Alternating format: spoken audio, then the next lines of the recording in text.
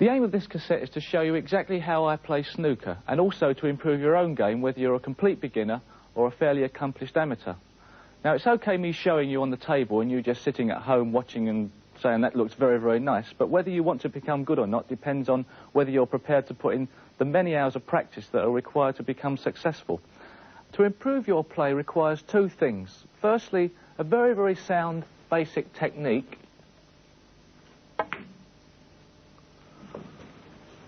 And then as much practice as possible.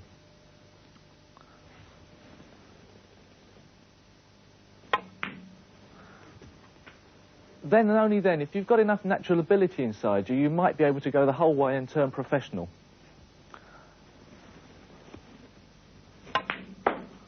Of course, that doesn't mean to say that practicing has to be boring. What I'm going to be trying to do is make the exercises and practice sessions as interesting as possible, and so you can get the most fun out of actually practicing the game of snooker.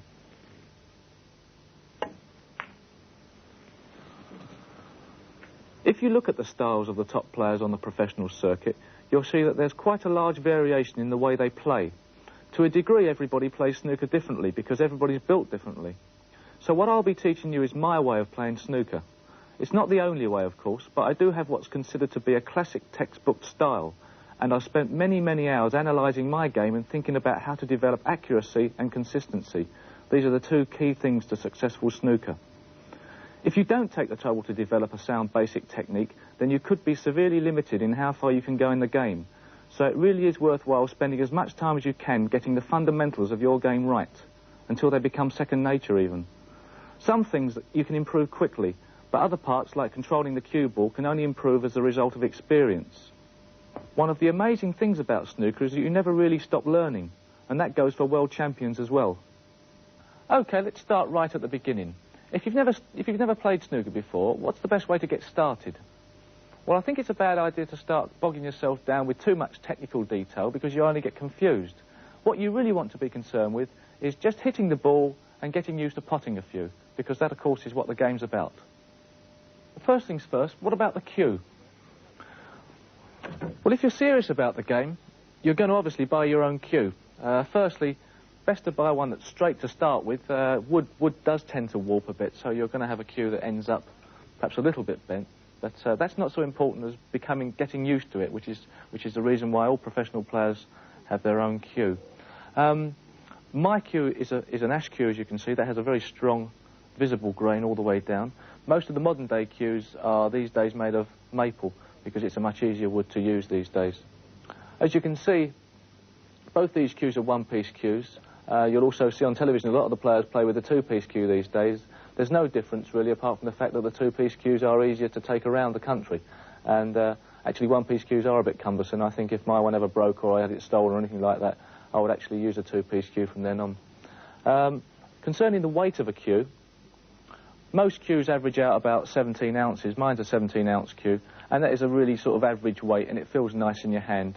And of course, when you're thinking about buying a cue, buy a cue that fits your hand. If you've got a very long fingers, you can use a thicker butt. If you've got very short fingers, perhaps a thinner butt.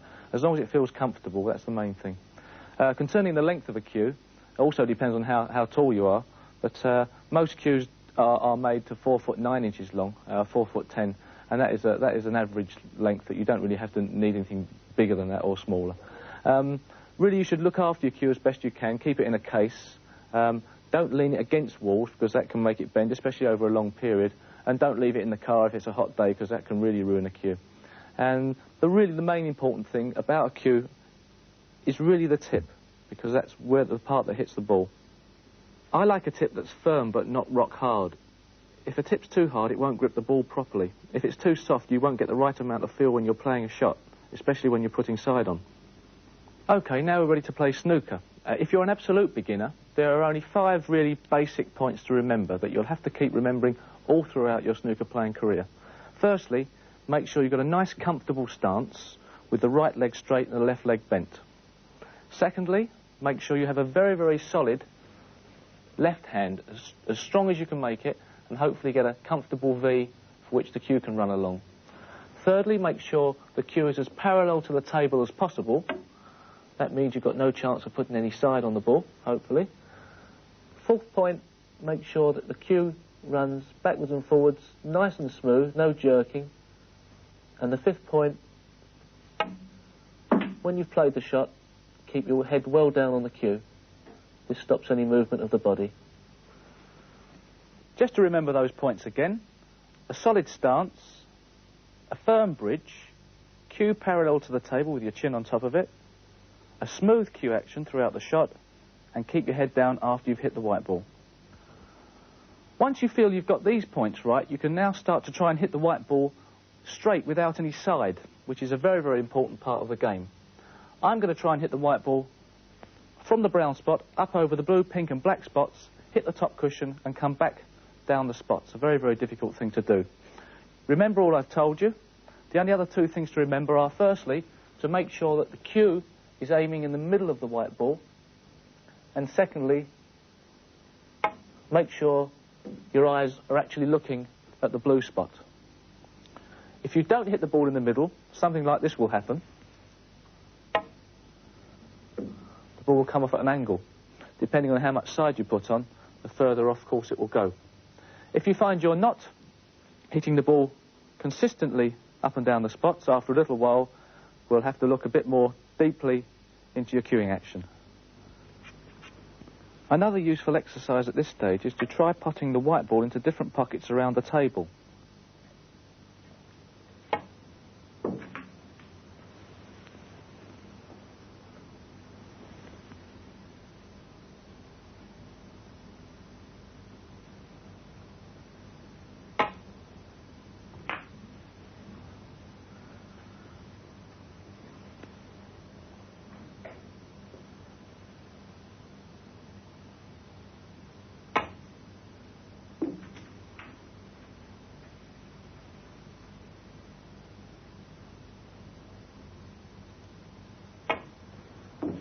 Try doing this from different points on the table and see how many you can sink out of, say, 10 shots.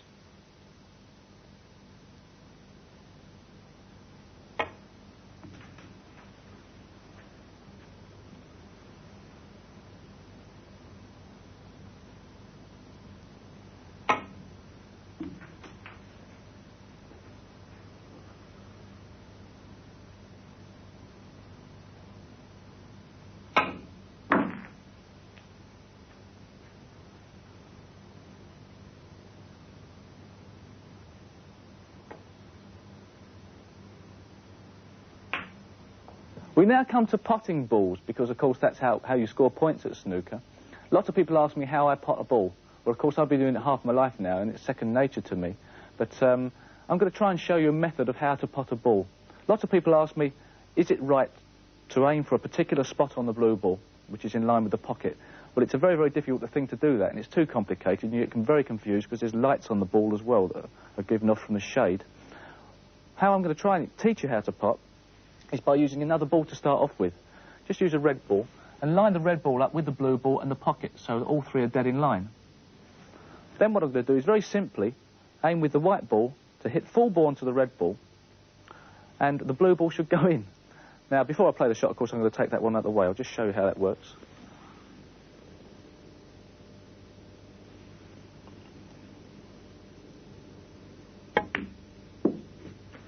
Of course, you can't do that in a match because it's a foul stroke. But after a while, if you practice it enough, you'll find that you become accustomed to the shots without having actually to put the ball in the way. You might think there are lots of different potting angles, thousands even. But I'm going to show you that there are only 5 basic potting angles. OK, the first of the 5 basic potting angles is, of course, the full ball shot, which is a dead straight pot. And as you can see, the white ball has to completely cover the blue ball in order to hit the ball straight in the line. The other extreme is the very, very fine cut, which is this ball here. And what I've got to try and do is to graze the outside of the blue ball with the outside of the white ball. That's very much a matter of judgment. In between these two is a very important shot to know. It's called the half ball shot. You actually have a definite aiming point here by aiming for the outside edge of the blue ball. And as you can see, when the red ball's taken away, you're actually covering up half of the blue ball. Now we come to the 3/4 ball pot, which is trying to cover up 3/4 of the blue ball with the white ball. And of course, remember, get as low as possible on the shot so you can actually superimpose the white ball onto the blue ball. It's a 3/4 ball shot. And now the reverse of the 3/4 ball shot, where you're trying to cover up with the white ball 1/4 of the blue. The great advantage of this potting method is that you're not actually aiming for an imaginary spot on the ball. You're actually putting one disc onto another disc, which is much easier to visualise. You might wonder about what happens when you don't get a perfect angle on a shot, say it's not a half ball shot or it's not a 3/4 ball shot, and say the white ball was there. Well, that would be a thick half ball shot, and you recognise that after a while. And the same perhaps with a shot there. That could be either a thick quarter ball shot or a thin half ball shot. It doesn't matter as long as you recognise the angles. And another thing is they're not actually only on the blue, they'll be all around the table. You'll start to recognise those after a while. But a very important thing, work out the angle of the shot before you actually get down to the table. This is a very, very important part, because when you're actually down, you can't move your cue around. You must work out that beforehand. That's enough of the theory. Now I'm going to show you a practice exercise I used to do for hours on end, and actually still do today. I'll set up a ring of 7 white balls around the red ball. The first is a 1/4 ball shot. Make sure your cueing is nice and smooth. Don't panic on the shot at all. Make sure that you stand behind the shot before you play it. Judge the angle of the shot. This is a half ball shot.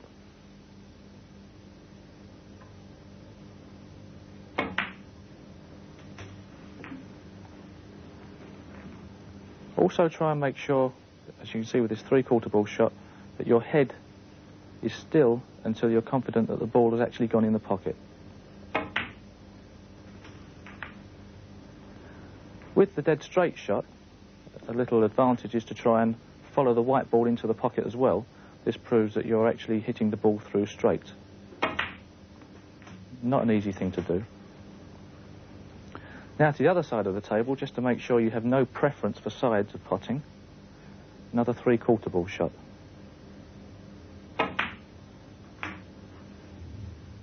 Back again to a half ball shot. Remember also to make sure that before you hit the ball, your eyes are actually on the red ball. And lastly, another 1/4 ball shot. Remembering to make sure you have a very, very solid stance. This gives you the best chance of keeping dead still on the shot. You don't have to just practice your potting angles on the blue. You can try them on the pink or the black, which are very, very important spots on the table as well. And talking of that, I've got a situation now where I'm going to try and pot the black ball into the corner pocket and run the white ball through and see where it ends up. And then from where it does end up, I shall try and once again work out the potting angle and continue from there. My first shot is a 3/4 ball shot.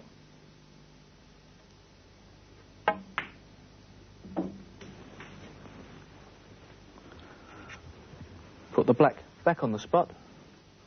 And this time I've left myself with a thickish 3/4 ball shot on the other side, which is called a cut back into the top pocket. Making sure to keep my head down after I've played the shot. Don't worry about where the white ball goes at the moment. Don't try and control it. Just try and pot the ball. Now I've got quite a difficult shot. I'm a bit further away from the black ball. This is roughly a 1/4 ball shot.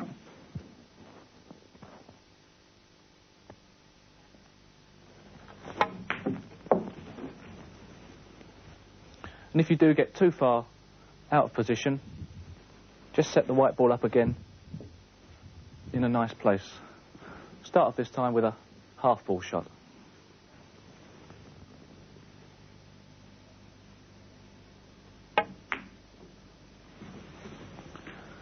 Nowhere on the black, set it up again.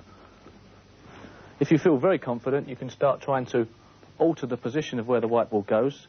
That's getting on to professional level, so just concentrate really at the moment on smooth cueing. Make sure you're looking at the ball before you hit it, and keep your head down. This time I've left myself dead straight on the black, very close to it anyway.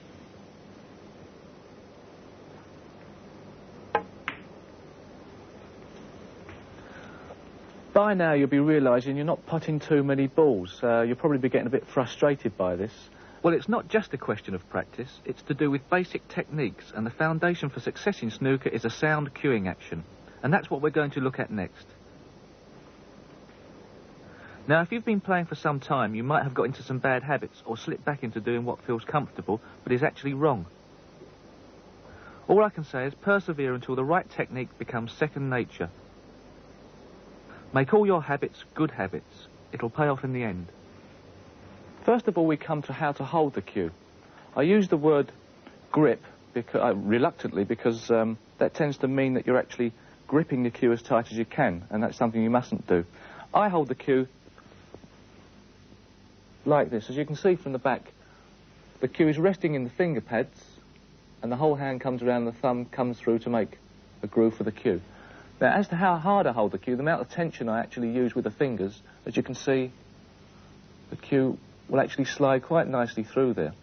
As I come to play the shot, the whole hand squeezes around the cue, and that gives a lot of feeling on the shot. And so that's why you mustn't grip the cue to start with, otherwise, if you're as tight as you can, there's no way you can start squeezing afterwards. As you can see, the wrist hangs vertically with the rest of the right forearm, which should also be in a line with the ground vertical.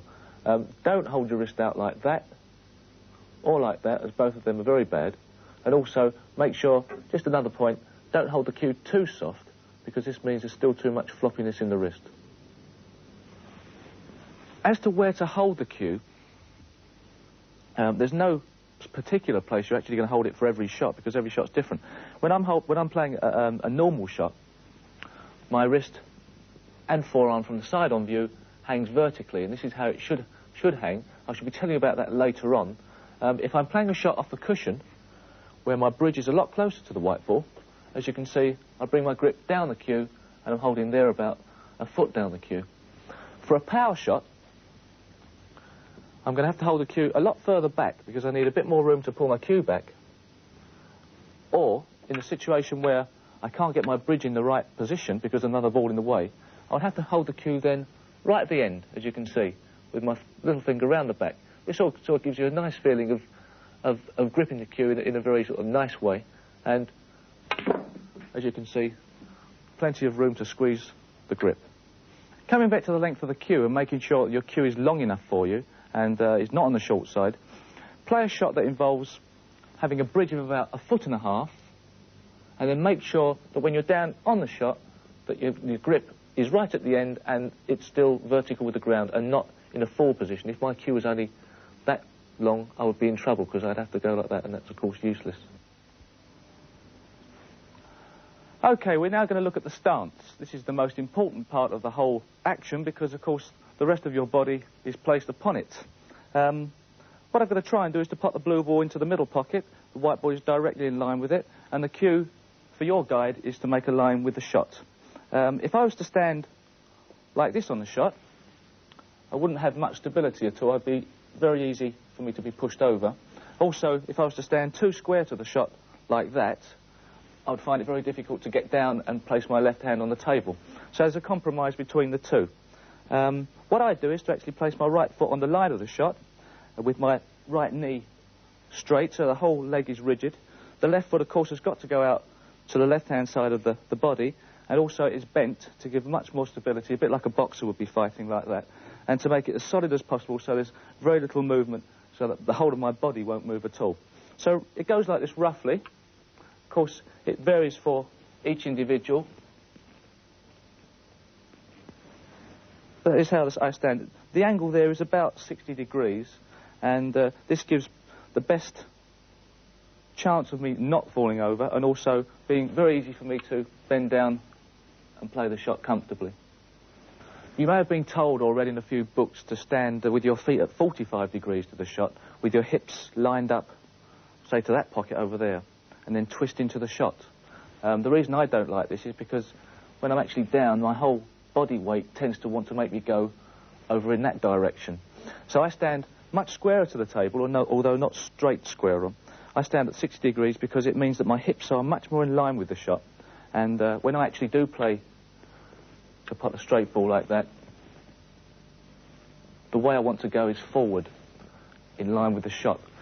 This brings me to how you should be balanced on the shot. You don't want to be so far forward that when you actually play the shot, you're straining and want to fall over. Otherwise, there's too much tension on the rest of your left arm. And also, you don't want to be so far forward with your right leg that you have to lean back, because, of course, this means you're actually falling away from the shot and won't get enough power into it when you need to play a power shot. So what you've got to do is to try and make yourself as roughly balanced as possible around the back leg, and to make it so that the back leg is actually as straight, vertical, always as possible. This means that the actual balance point is around the centre of your body, and also when you do lift your bridge off the floor, there's just a hint of movement in the forward direction. Just to recap, the right foot in line with the shot with the whole of the right leg straight, locked at the knee. The left foot to the left of the shot with the left leg bent. The weight of the shot should be not too far forward, not too far back, and also try and keep the hips in line with the shot, not too far to the right of it. Right, we're now going to look at the bridge, which of course is a very, very important part of the whole action as well, because it's one of the two actual touching points on the cue you have. The bridge is, as it suggests, must be a very, very firm, solid base for the cue to run through. I can't really show you or teach you your own individual bridge because, of course, everybody's got different hands. What I'm going to try and show you is roughly how you should go about it. First of all, just put your hand normally on the table like that.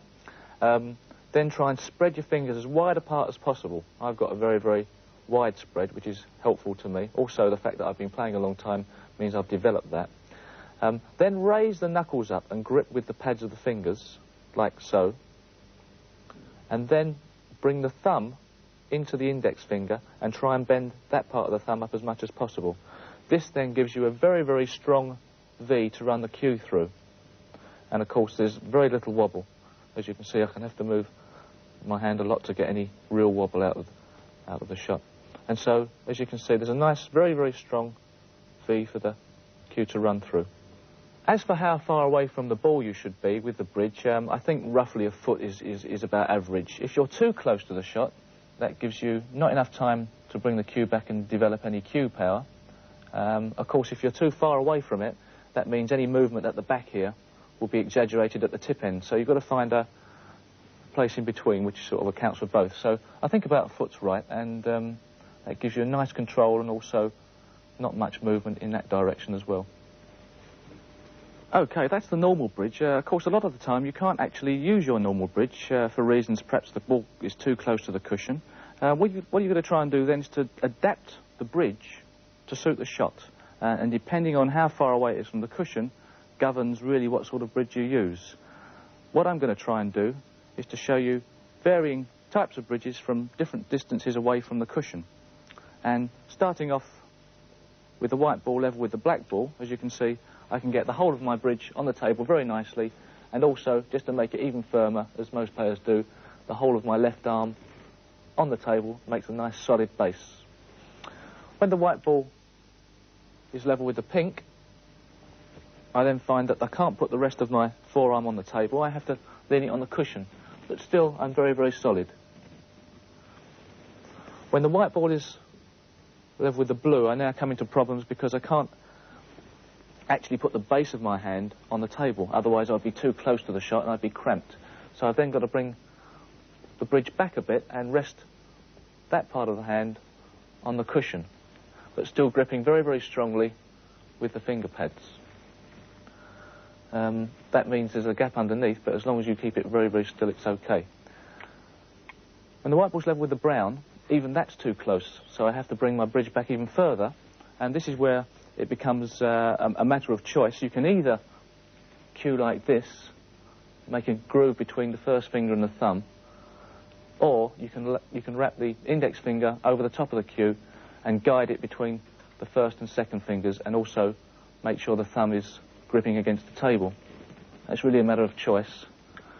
Once again, with the white ball next to the green, you still have the same choice, but I tend to find that this knuckle tends to get in the way of the shot, so I prefer to play the shot like that. The hardest bridge, of course, is when the white ball is very, very close to the cushion. This is where most people have a lot of trouble. They get a bit panicky and want to try and snatch at the shot, and also a lot of miscuing happens. The one thing to remember is, of course, you've got to try and hit the ball very, very nice and smooth, and to have that you still need a very, very strong bridge. What you need to do, of course, is to put the fingers on the table, grip as firm as possible, is to slightly raise the butt of the cue up into the air, because, of course, you'll be hitting down on the shot because you can't see too much of the white, and just bring the thumb and the index finger together to make another strong V, like so.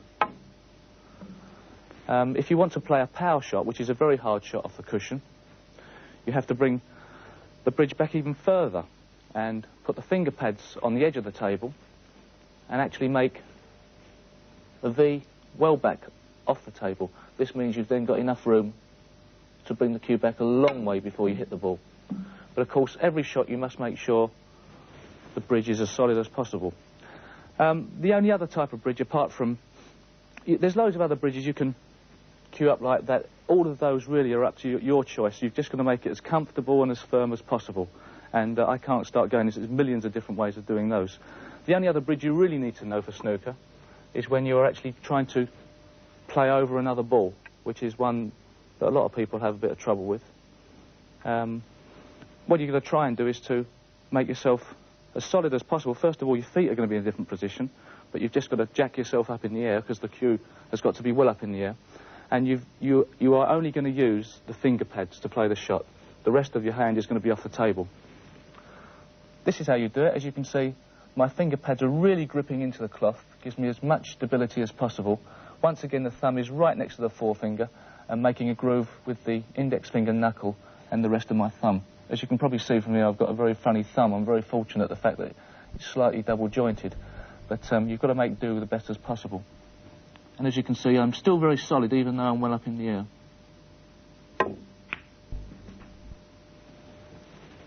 Just to go back over the most important parts of the bridge, the fingers well spread apart and the whole hand gripping the cloth, the thumb making a very, very strong V with the index finger, the whole of the left forearm on the table, making the bridge as immovable as possible, about a foot away from the ball for any normal shot, and to make sure you keep as still as possible after you've played the shot with the bridge.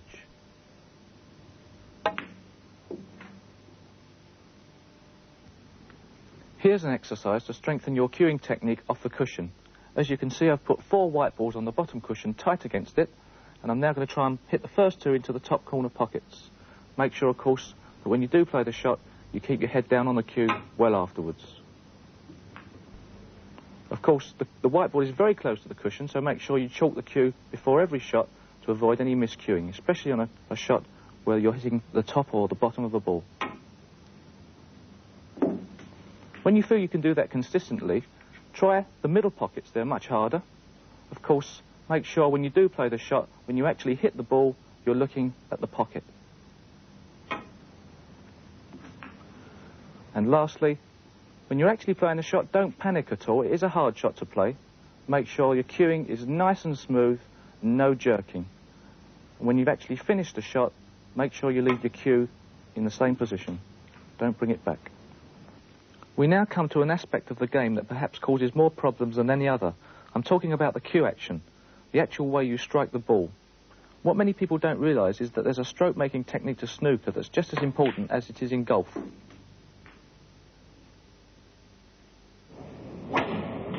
Let's have a look at the cue action and see what the main points are. I believe that the simpler the technique, the less chance there is of making mistakes. Now, to me, the simplest way to make sure that you deliver your cue straight is to have the arm and the cue and the shot all in one line. So that's the first point to note. Make sure your right arm is lined up with your cue. Let me show you a way you can check the alignment of your action for yourself. Put a mirror against the side of the table, put the white ball in the middle and aim to hit its reflection in the mirror. You'll be able to see if your arm's in line with the cue. And you'll also be able to tell whether or not the 2 cues are lined up before and after the shot. Now, you might find your reflection looks something a bit like this, or perhaps the other way, tucked in. These are 2 common faults. Or you might find that the cue is actually running up the inside of your arm. If you then try and bend your left arm, you'll find that perhaps the cue will then be dead straight in line with your right arm. There are 3 positions involved in the cueing action. The first is the rest position. The second is the backswing position. And the final one is the follow-through position. Now let's look at the 3 stages together. The important thing to note is how little movement there is in the upper part of my arm. The elbow is acting as a kind of pivot. It's this stability that is the basis of a consistent, simple cueing action. In one way, the cueing action has a lot in common with the action used in darts. 180! So the second point is to keep your elbow in the same position throughout the stroke. How can you make sure this happens? Well, it all depends on having your arm vertical when your cue is in the rest position. Let me show you why. Watch what happens when my arm is stretched back too far. The butt end lifts up as I pull back. To compensate, I have to move my elbow, which would add another variable to the action.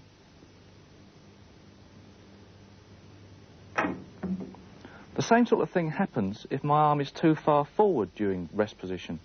This time, to actually hit the ball, I would have to drop my elbow. And as you can see, the cue comes off the bridge. A good idea is to think of the cue as a piston and the arm below the elbow as a piston rod. What you're trying to do is to move the cue backwards and forwards along exactly the same line every time. If we look at the action again, you can see another point that's really worth noting. You'll see that my head remains absolutely steady throughout the shot.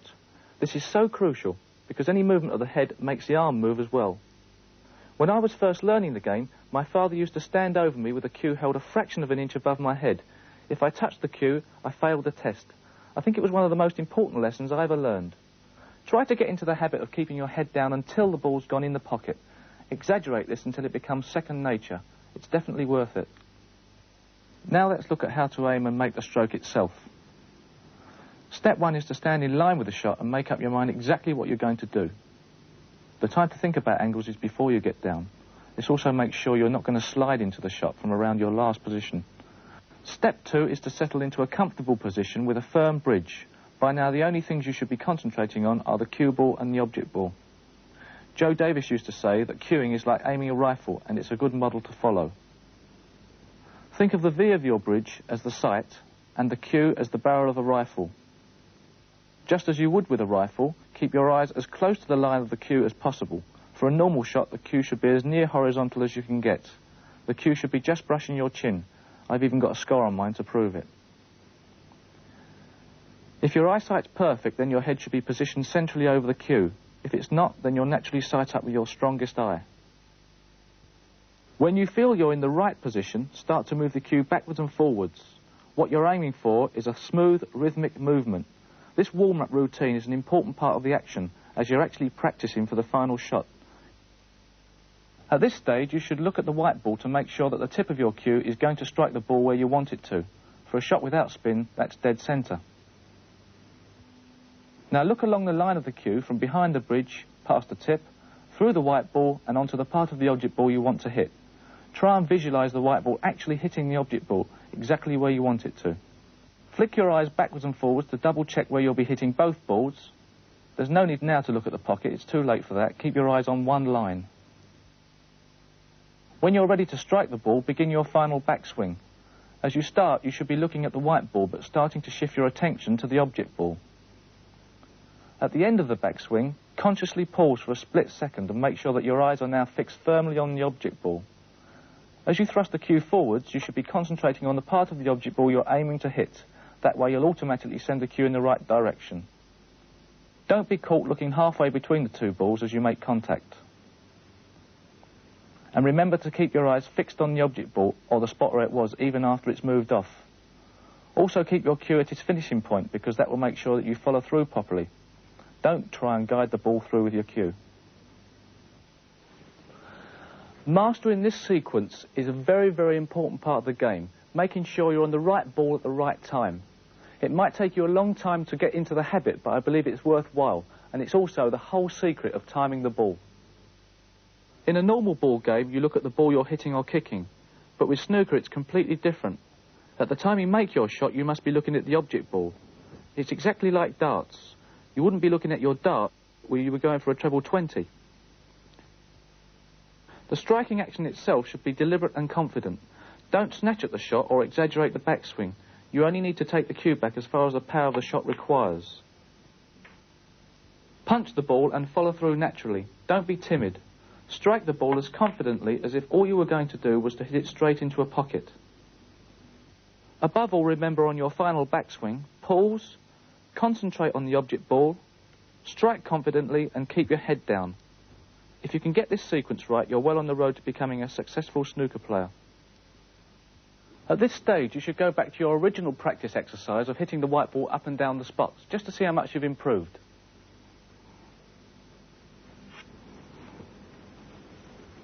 Remember to keep your eyes fixed on the blue spot as you pause before striking. If the ball isn't coming back over the spots, find out why.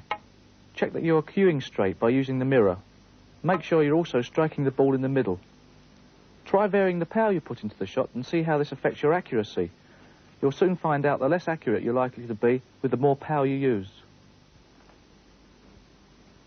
Now put a ball on the blue spot and line up the white for a full ball pot into one of the top corner pockets. The line of the shot is the diagonal from the opposite corner. When you can pot this shot 10 times out of 10, you're a better player than I am.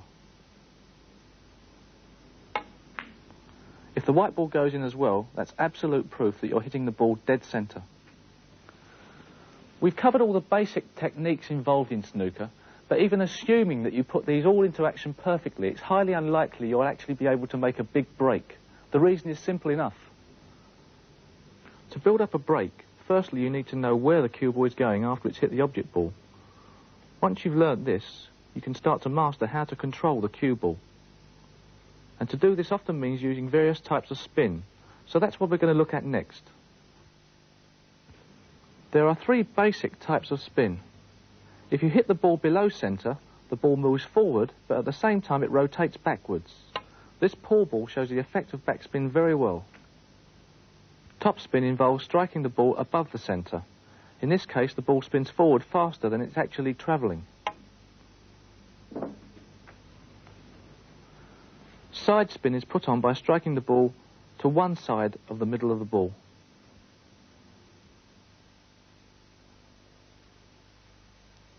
As I said, the idea of spin is to give you greater control over the white ball.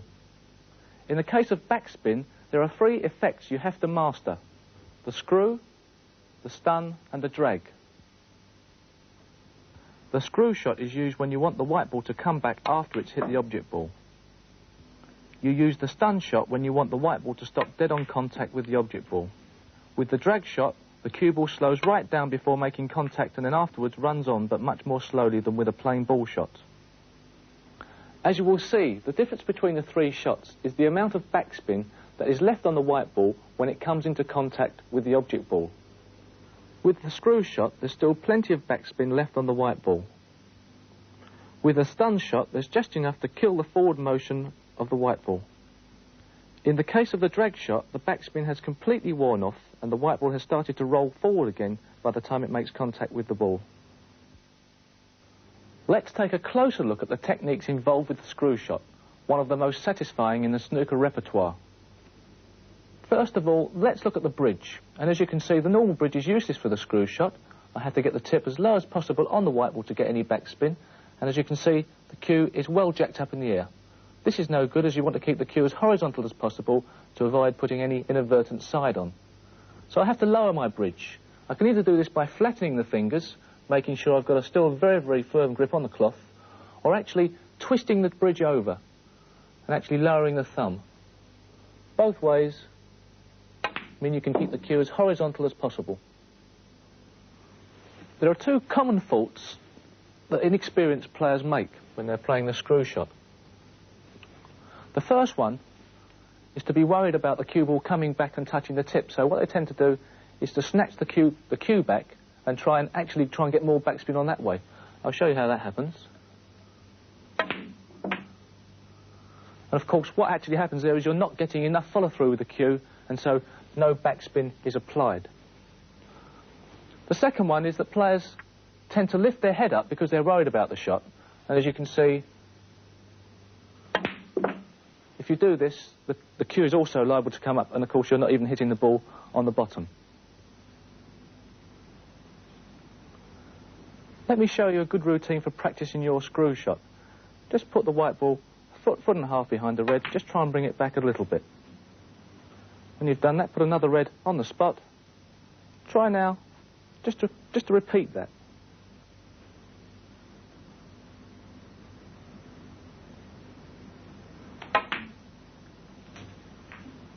When you think you've got control of the ball, then start to try and bring the white ball back a little bit further every time, making sure to keep your head down and cue nice and smooth.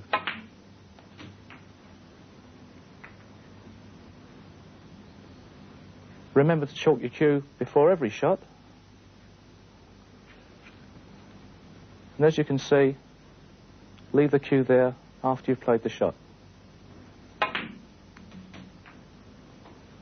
Inexperienced players are often nervous about playing the screw shot because there's no need to be really. It's harder to play than a plain ball shot, of course, because you're only using the edge of the tip to hit the ball. That's why the tip needs to be dome-shaped so it fits the ball. But if your cue action is sound, then you shouldn't have any problems with that practice can't conquer. When you've got fed up with just bringing the ball back far enough, try and put it into the pocket. That should give you a little bit more satisfaction. Now put a marker ball and move the white ball a different distance away, or whichever you think, and try and bring the white ball back to the marker ball. This is advanced positional play. Move the marker ball to a different position, white ball to a different position, and of course this is controlling the cue ball, and you need to be very, very accurate here, and this is the whole art of the game. See, even there I was a little bit out. Bring the pink ball back nearly to the edge of the pocket. Very difficult shot. Trying to make sure that the white ball doesn't go in the pocket. Try and keep it as close to the edge of the pocket as possible.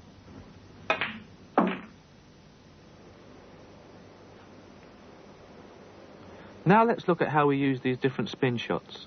Here I want to pop the pink for position on the loose red. Playing a plain ball shot means I'd have to hit the white ball so softly that there's a danger of the pink not reaching the pocket or even going off course. This is where the stun run-through comes in. For this shot, you need to cue slightly higher than for a normal stun shot. This means, of course, you kill most of the forward momentum of the ball, but allow you to strike the ball confidently. When do you use the drag shot? Well, here's a typical situation when the white's a long way from the object ball and you want to play a soft positional shot on the pink. The only alternative to drag would be to trickle the white ball along, which is a very hazardous shot, especially when you're playing at an angle to the nap or on a table that's not perfectly level. The drag shot gets round the problem like this. Aim very low on the white ball as if playing a screw shot, but make sure that all the backspin is worn off by the time it strikes the object ball. It's a difficult shot, and the only way to learn is by trial and error.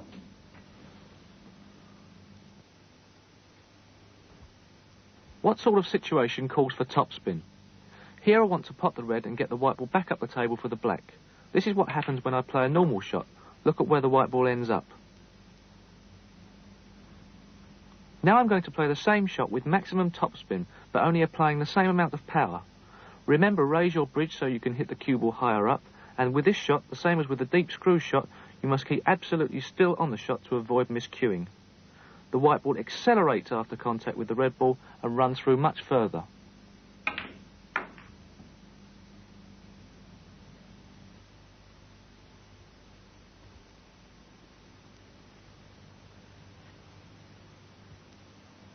The last spin we're going to look at is side. Side is used to alter the angle at which the white ball comes off the cushion. It increases the range of positions you can place the white ball in. Try practicing hitting the cue ball with left-hand side up over the spots. Remember, the cue action remains the same with the cue following in a straight line, but the tip of the cue makes contact with the side of the ball. Don't forget to practice right-hand side as well, so that you become equally familiar with both. And notice how difficult it is to control with any degree of accuracy and consistency. Let me demonstrate how side spin can be used in positional play. With a plain ball shot, there's no way I can get the position I want on the black because the angle of the pot means the cue ball comes straight back off the cushion after contact with it. Now, by using right-hand side, I can make the cue ball come off the cushion at an angle to get in exactly the right position on the black. But there's a penalty to pay because using side also makes the pot that much more difficult to accomplish.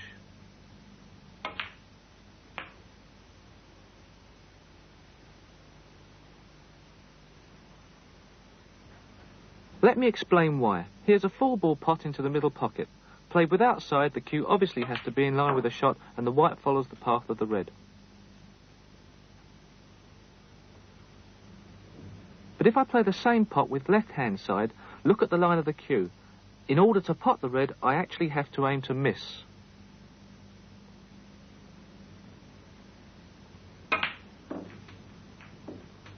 What's happening is that by hitting the cue ball on the side, you're pushing it offline, and you have to compensate for this. In fact, the harder you play the shot, the more it goes off course, and this you have to allow for. I'm afraid there's no easy route to learning about side. It's a matter of trial and error and plenty of practice. And of course, there's no point in attempting to pot with side until you're confident about potting with plain ball. As you can imagine, you can play spin shots in all sorts of combinations of side with top or bottom. One of the most advanced is the screw back with side, shown in positions 4 and 6. To perform this shot well, you must be very accurate with your cueing, because only a small area of the tip is in contact with the ball. To demonstrate this effect, I'll first play a shot with right-hand side. Notice how the cue ball follows through and then runs off the cushion at an angle.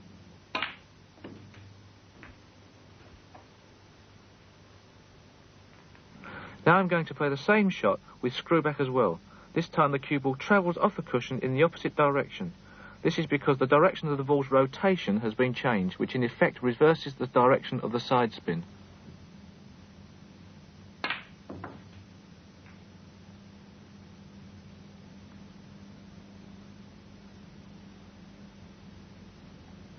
At the end of the day, 65. Winning at snooker is about putting big breaks together, and that's impossible until you've become skillful at positional play. 66. There are no secrets to this side of the game. I can't offer you any shortcuts. The only way to learn about positional play is by experimenting. Every time you play a shot, whether it's in practice or during a match, make note of where the cue ball goes. Then start to predict where the ball's going to go before you make the shot. It's a matter of acquiring knowledge through experience. After a while, you'll begin to develop an instinct about where the cue ball is going.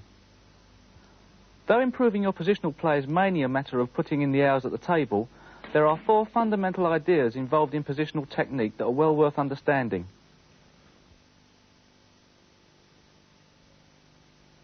Some people think that professional players play absolute pinpoint positional play, trying to put the ball on a sixpence for the next shot. What I'm going to try and show you is that we don't actually play like that. We play percentage positioning. And the idea of that really is to leave yourself with as big a margin of error after you've potted the ball. And here's a typical example from a game of snooker. I've got a red ball into the middle pocket. The natural angle of the white ball is to go down the table. The pink ball is not available, so I've got to try and get on the black. If I roll through with the red ball, the white ball will go off a side cushion into a position over here. But I've got to be very, very careful that I don't snooker myself on either of those reds. So my actual area of position is governed by these 2 reds, which isn't very big. If I play the shot by screwing the white ball to this side of the table, as you can see, once the ball gets past this line here, I've got an easy chance in the whole of the area to pot the black ball. So what I should do is just play the shot the percentage positional play way.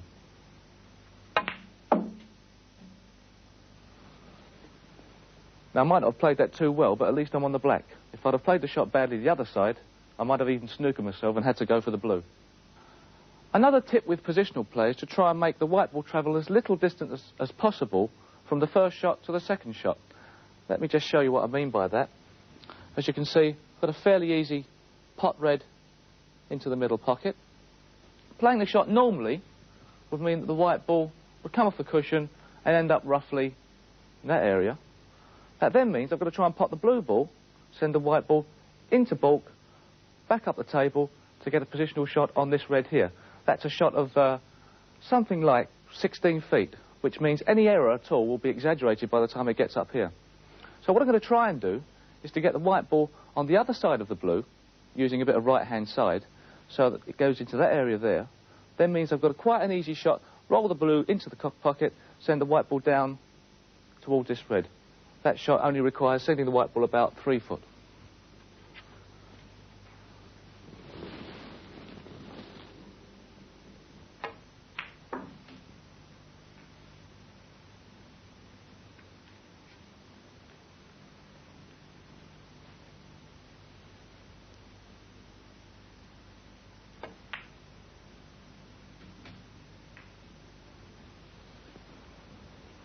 Okay, that's trying to make sure that the white ball travels as little distance as possible.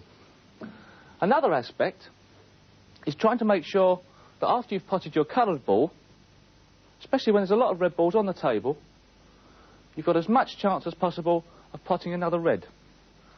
As you can see from this position, with the white ball just offline with the black, I could actually play to stun the black ball into the pocket, send the white ball off the top cushion back into this part of the table. I'm actually on this red ball here. That's probably the shortest distance the white ball could travel, but there is a chance with not much more difficulty of sending the white ball onto the top cushion into this part of the table, and I'm on either that red, that red, that red, or the red ball there into the top corner pocket. That means I've got a very, very much wider margin of error for the shot and also a choice of balls.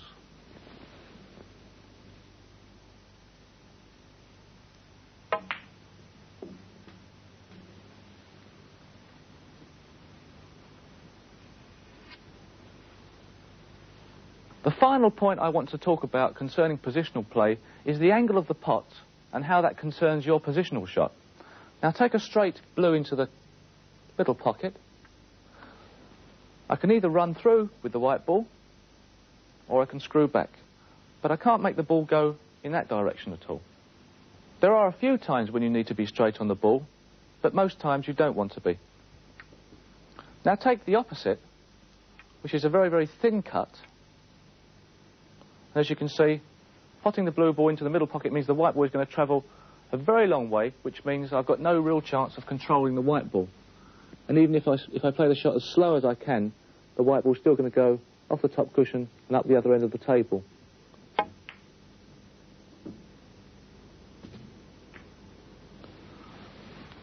So, of course, that is also undesirable. The best positions to be on for a pot to give you the most chance of manoeuvring the white ball and also keeping very good control of it is between 3/4 ball and a half ball. Let me show you why. This is a half ball pot, and as you can see, a normal shot means I can keep quite good control on the white ball. You've probably noted that the white ball actually struck the cushion directly behind the black spot. I can also alter the angle that the white ball takes with side afterwards, which gives me good control. If I play the same shot, another half ball shot, but now use maximum screw back,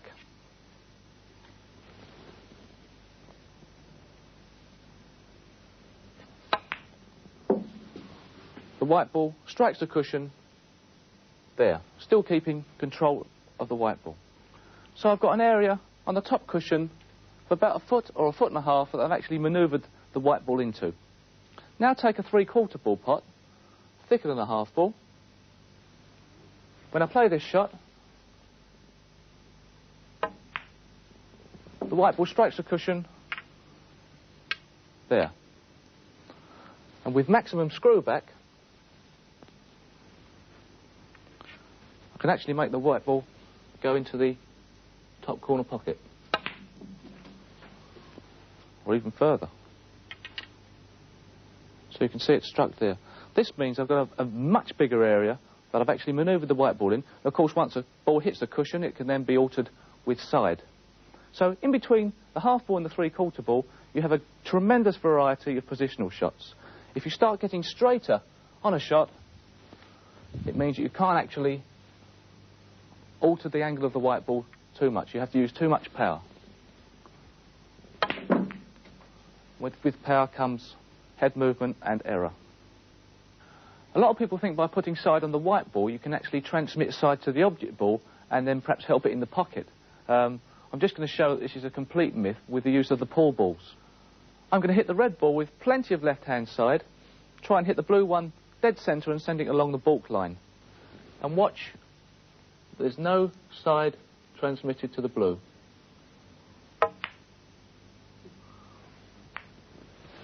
And just to prove that the wobbling on the blue ball was not actual side, just going to hit the blue ball along the baulk line with as much centre as I can. You see even there's wobbling. If you take your snooker seriously, practicing is not just about improving your game, it's a means to an end, and that is winning snooker matches.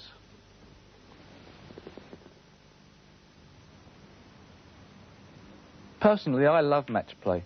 It suits my temperament. But there are plenty of players who are fine in practice but don't fulfil their potential during a match. One of the problems is learning to keep your feelings under control. If you get upset, you lose concentration, and that's the worst thing that can happen to you. What you should be aiming for is consistency, especially under pressure.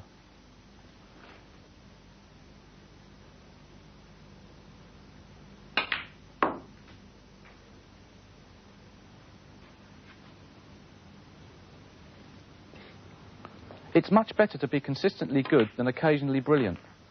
One bad spell in a match can finish you off, but a flash of brilliance is no guarantee of victory.